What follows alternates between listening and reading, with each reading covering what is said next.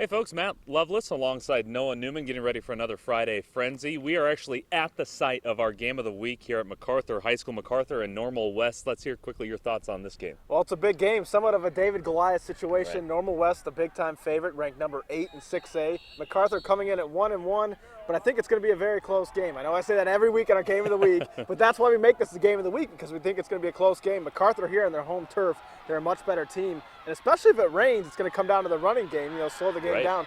No one can run the ball as good as MacArthur can. Brian in the Big Jennings, 12. absolutely. Yes. Yeah, we very concerned about their Week 1 loss. That's one reason why we don't think this might be as close as we hope it would be. But like you said, they're at home. And We'll plus, see. the thing about that Week 1 loss is Jersey. Last year they were 2-7, but they're off to a 2-0 start. So Right. I think we may have underestimated Jersey. I think they're better than a lot of people think. So that loss might not be as bad as we once thought. Absolutely. Now, the big matchup in the Oka, Central A&M in Tolono taking on Unity. Unity had that big win over Maroa last week. That was in the rain. The running game Right, yeah. had to work there. It wasn't 7-6 was the score. Yep. It wasn't the high-scoring affair that a lot of people hope to see from those two offenses. But what are your thoughts on Central A&M? Well, Unity, one of the best teams in 3A. A&M, one of the best teams in 1A.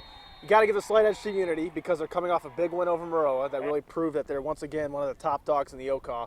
Plus, they're at home. They're very tough to beat at home. They don't lose often at home.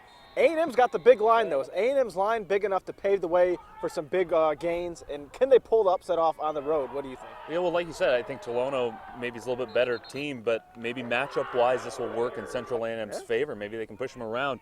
Should be a fun one. Now it's in Tolono, so that'll be a tough task for the Raiders, I think.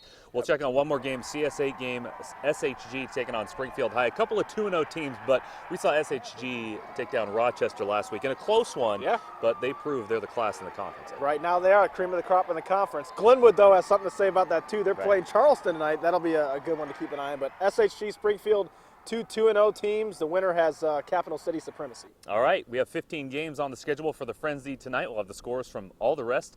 We'll see you coming up at 10.